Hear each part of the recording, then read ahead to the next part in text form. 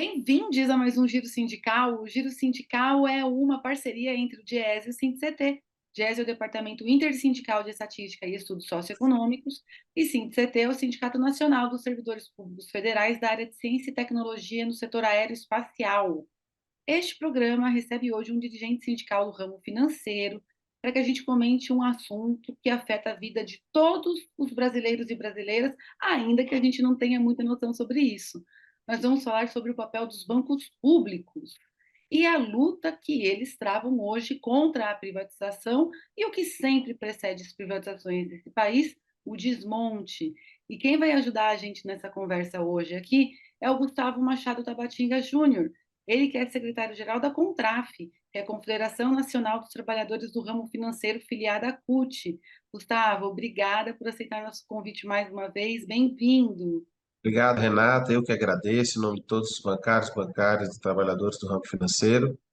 É um prazer estar com vocês e com todos os espectadores também.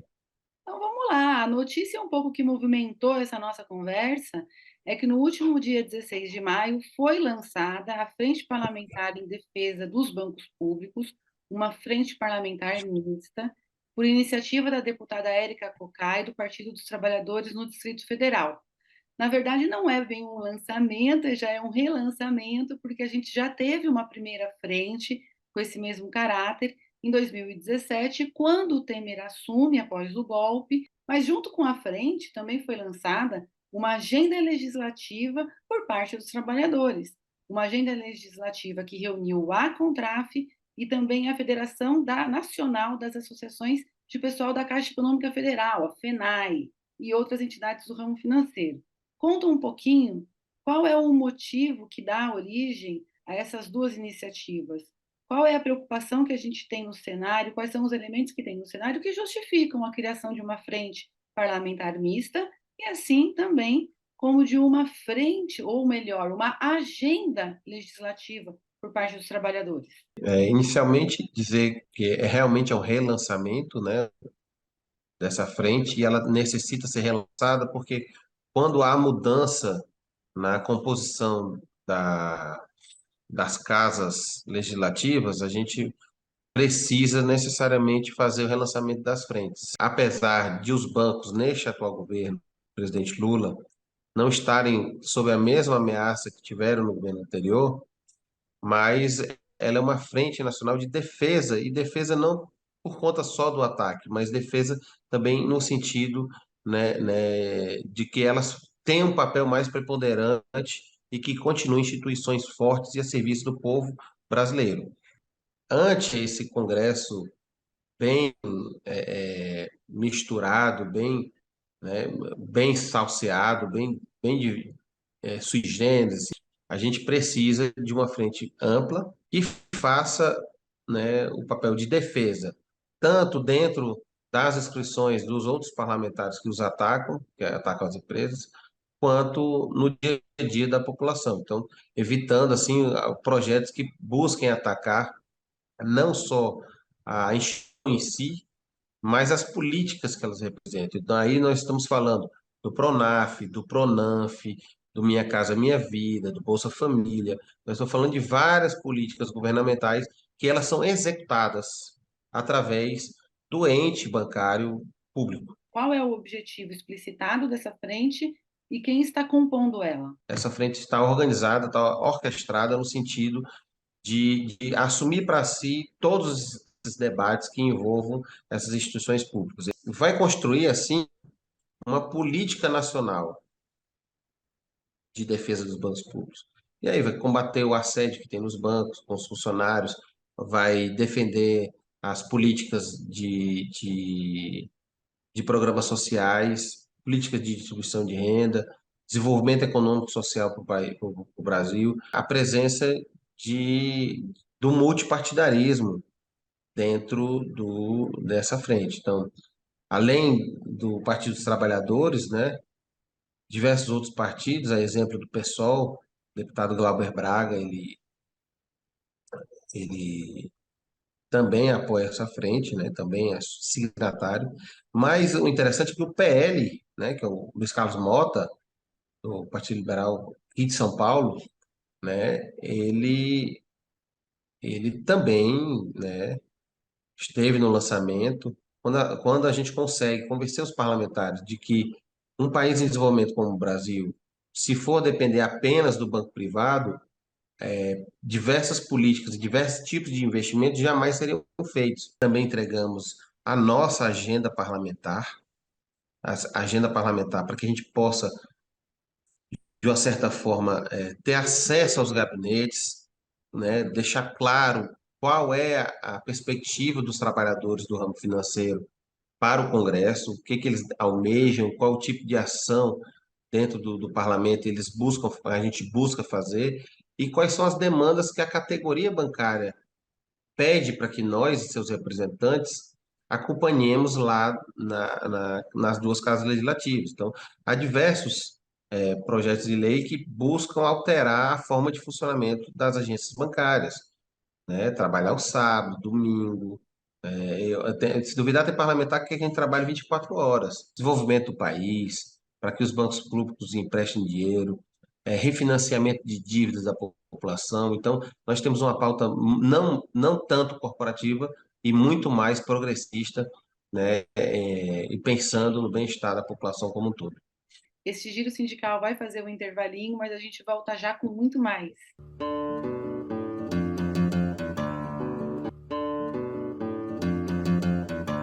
O Giro Sindical está de volta e este programa conta aqui com a presença do Gustavo Machado Tabatinga Júnior, ele que é secretário da Contraf e está nos ajudando aqui a fazer um debate que foi impulsionado pela criação da frente parlamentar, pela entrega das demandas dos trabalhadores do setor financeiro, de suas demandas para o poder legislativo do país. Gustavo, o governo Lula ele prometeu mudanças na gestão das instituições financeiras. Uma delas é a suspensão das privatizações e usa e busca, tem a intenção de utilizar essas instituições para promover o desenvolvimento do país. Acho que vai muito ao encontro, conversa muito com o que você falou anteriormente aqui no primeiro bloco para a gente. Já tivemos mudanças importantes nas pessoas que dirigem a Caixa Econômica Federal e nas pessoas que dirigem o Banco do Brasil. Além dessas mudanças das pessoas, o que mais tem sido feito até aqui que dialoga com a promessa do governo de usar os bancos públicos e valorizar os bancos públicos? E como essas mudanças, se é que elas já saíram do papel, já estão sendo implementadas, e como essas mudanças dialogam com a proposta da agenda legislativa dos trabalhadores e também da frente parlamentar. Primeiro foi o aumento do desembolso de crédito dessas empresas públicas financeiras, né? O Banco do Brasil divulgou o seu lucro trimestral, um avanço do lucro trimestral. Se a gente analisar os números do Banco do Brasil, entre os destaques que a gente pode dar, o aumento do crédito, principalmente na linha do Pronamp e Pronaf, né, e o investimento na safra brasileira. Então, esse aumento de investimento em linhas de crédito públicas, do banco público, né, ele é singular, ele tem um aumento bem expressivo comparado ao trimestre anterior ao primeiro trimestre do ano passado também. E a Caixa Econômica que aumentou, né, aumentou o atendimento tanto do Minha Casa Minha Vida, né, com a aprovação de mais projetos do que também no mesmo período do ano anterior, como também promoveu o atendimento das famílias que acessam o Bolsa Família. E eu gostaria de citar aqui o BNDES, né, que aumentou também o desembolso nesse trimestre, né. Isso representa já uma agenda, né, comparativa ao que a gente passou nos últimos 4 anos, de extremamente positiva.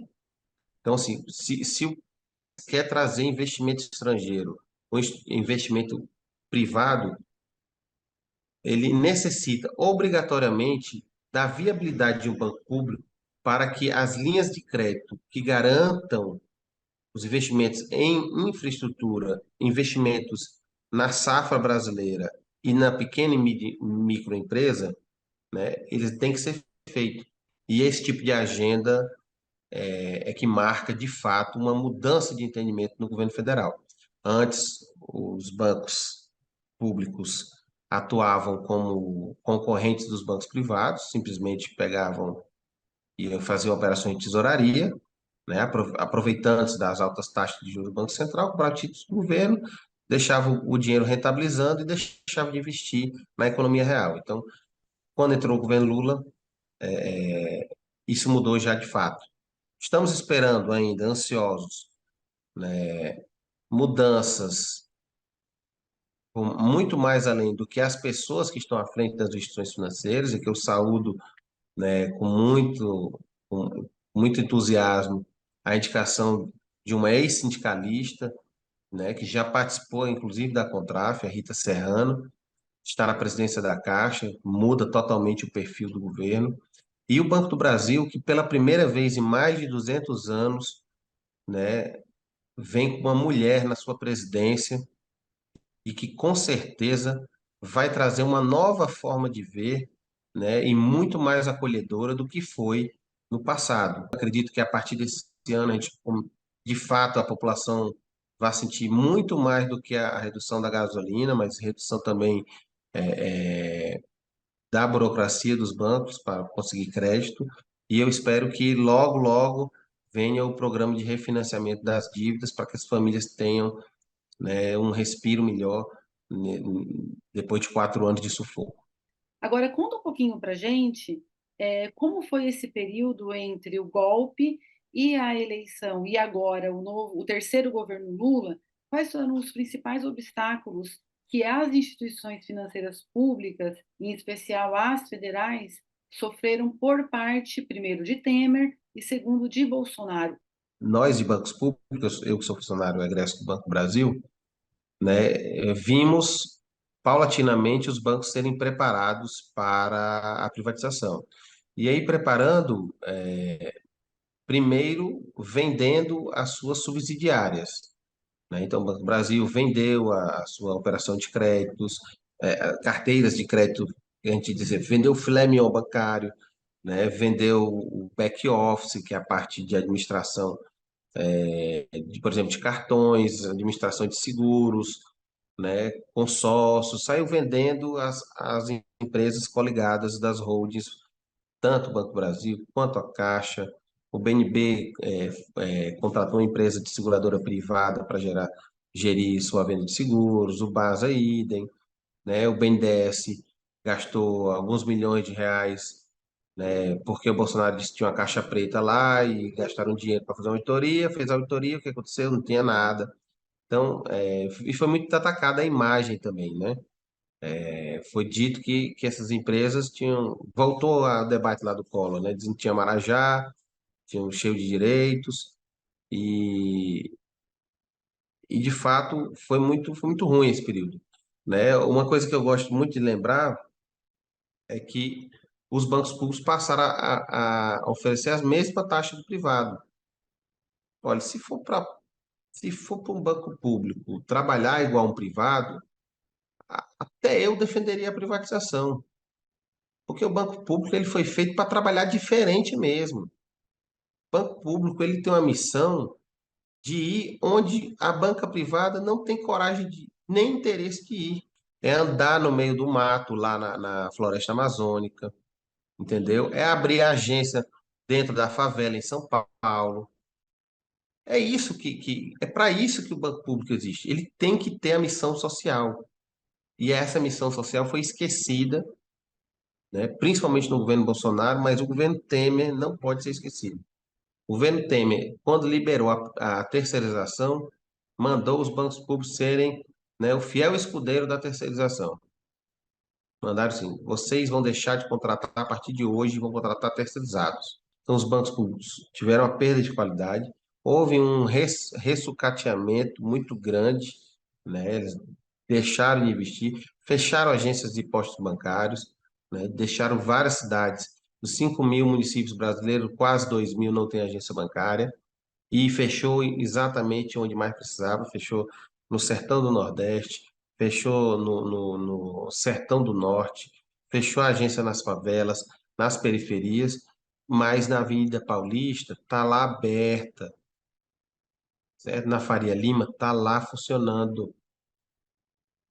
Então, o banco público passou, migrou, né, para uma forma de trabalho mais parecida com os bancos privados.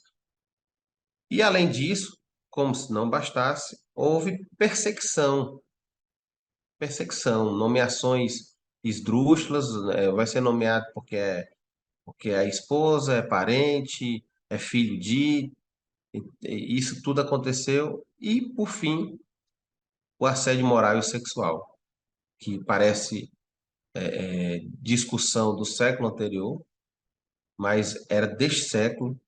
A gente teve que discutir que as mulheres têm o direito à sua integridade, que elas não precisam ir para um ambiente de trabalho com medo da roupa que estavam usando, com medo de elas serem vítimas e causadoras do assédio, porque esse era o debate que se fazia dentro da Caixa Econômica, né? O presidente da Caixa dizia que não, não era isso que estava acontecendo, que era uma brincadeira, que as mulheres iam vestidas também de forma provocativa.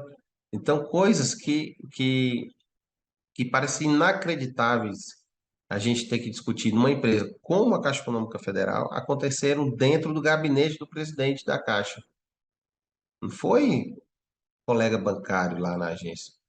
Só que há um momento em que o presidente da instituição faz isso, acoberta os próprios casos dele e dos seus amigos, né? Ou seja, passa a administração não ser por funcionários competentes para tanto, mas funcionários do grupinho, né? A gente viu todo tipo de assédio, principalmente o assédio moral, e esse é o modo de trabalho nos últimos 6 anos. Era a política de resultado pelo medo. Houve demissões nos bancos públicos, faziam processos administrativos, faziam assim, verdadeiras investigações, procurando vírgulas, algum ponto que pudesse ser questionado. Isso foi a política que foi feita nos últimos 6 anos, iniciada no governo Temer, potencializada no governo Bolsonaro, mas que a organização dos trabalhadores, principalmente nos nossos sindicatos filiados, a Contraf, conseguiram fazer a resiliência. Resistimos esse período, conseguimos organizar os trabalhadores e conseguimos, né, criar meios para que hoje, no governo Lula, a gente chegue de forma muito mais forte. Continue com a gente, o Dito Sindical volta já.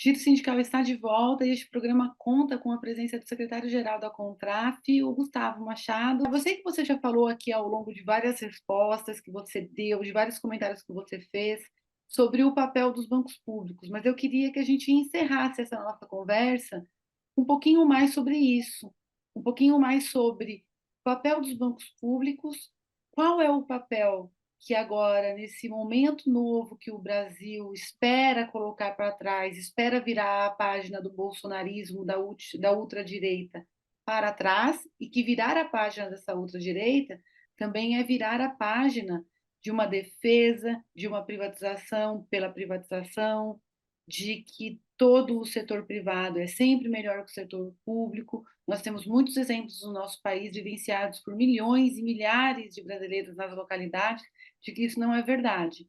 Vide o exemplo de Mariana e Brumadinho em 2015 e 2019, com a Vale, empresa privatizada, e vide o apagão do Amapá, em que cidades inteiras ficaram sem energia elétrica por até 20 dias, por conta de operação de uma empresa que era pública e passou a ser privada.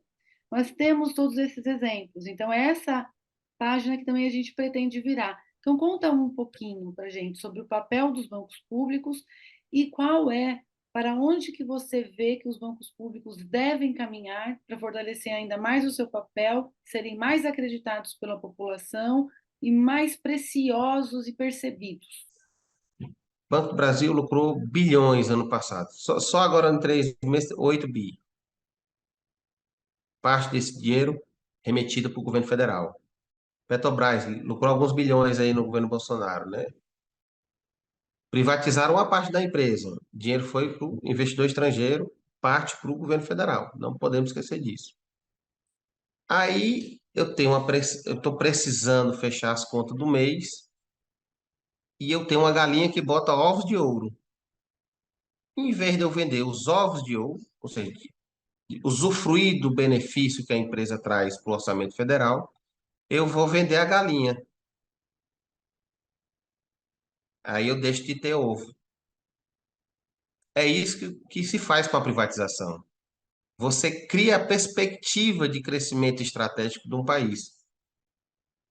Porque se eu não tivesse nenhum banco público aqui nesse país, nós iríamos pagar a taxa de financiamento do imóvel, a taxa que a banca privada queria.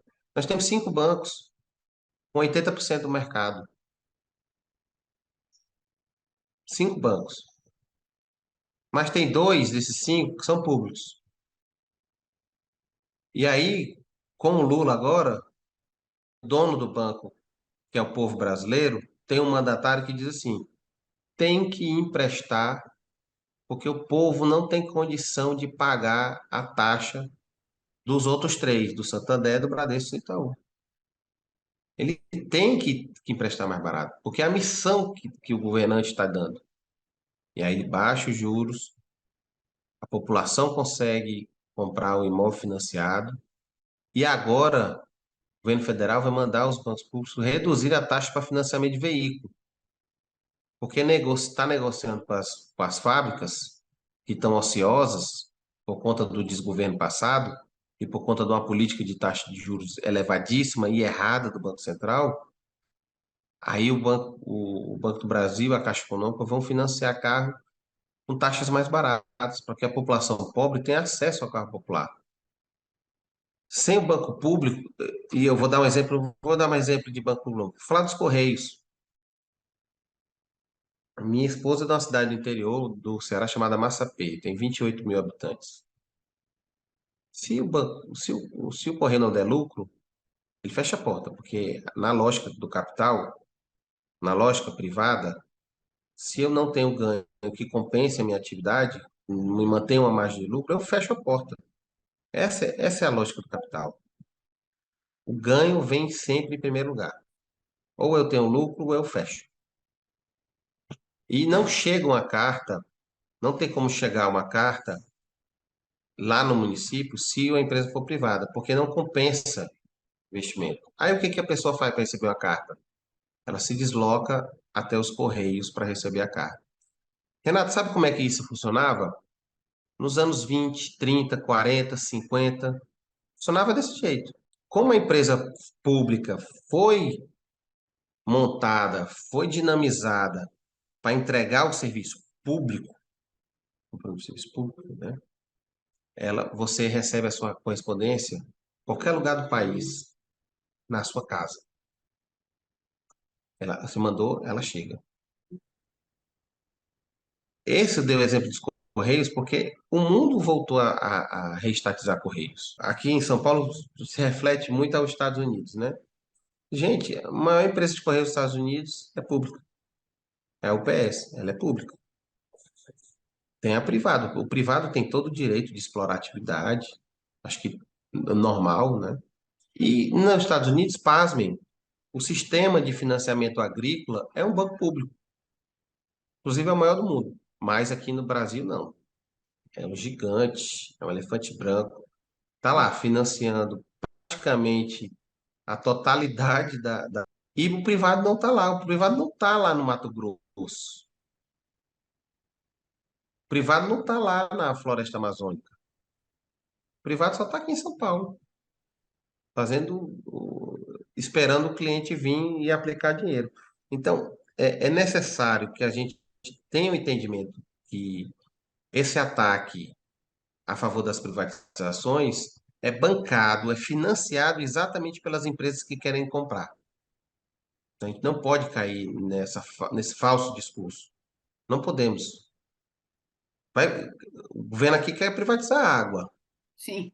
Quer privatizar a água para que poucos possam ter acesso à qualidade da água, e outros que não possam arcar com esses custos, né, fiquem com um racionamento de água. Vem dizer que eu, né, cearense, que tomo o meu banhozinho de 5 minutos no máximo e que fecho todas as torneiras, porque eu fui criado dessa forma, eu tenho que economizar água. Mas o morador do Morumbi, que tem que encher sua piscina e regar sua grama, não. Eu tenho que economizar energia, mas o cara que tem que ter energia para iluminar a palmeira na entrada da casa dele, não. São essas as loucuras que se colocam na cabeça da população quando se fala da privatização. E aí o cara que é pobre, que anda de metrô, anda de transporte público, vai pedir um financiamento, só vai conseguir lá na Caixa Econômica, o financiamento para comprar um imóvel. É a da taxa que é mais barata. Precisa de uma conta com taxas, tarifas mais baratas no Banco do Brasil, né? Precisa receber carta pelo correio. Aí diz, não, eu sou a favor da privatização. Por quê, meu amigo? Por quê, companheiro? As pessoas esquecem, às vezes, que o serviço é público. Não, não é porque, gente, a empresa é pública que ela tem. Não, o serviço em si já é público. A prestação dele deve ter uma opção pública. E o acesso ao crédito barato e direcionado a que a pessoa possa. E nós estamos falando aqui, eu sou uma costureira e preciso comprar uma máquina de costura. Eu vou lá no banco privado, ele vai me cobrar 12% de juros ao mês. Não aguenta, ela quebra. Se a Americanas quebra, tá certo que ela é uma fraude, mas tem a ver também com a alta de juros. Se uma empresa automobilística não consegue, tem que dar férias coletivas para os seus trabalhadores, porque a taxa está muito alta. Por que que o pequeno não vai sofrer também? Que ele vai tirar os 12% de juros para sobreviver. Vai tirar. Vai deixar de comer carne, vai deixar de dar qualidade e lazer para sua família, para poder pagar juros de banco. Por isso que tem que ter empresa nesse país, né, que direcione, que tenha uma opção para a população, uma opção barata, uma opção pública, uma Hum. opção com serviço digno.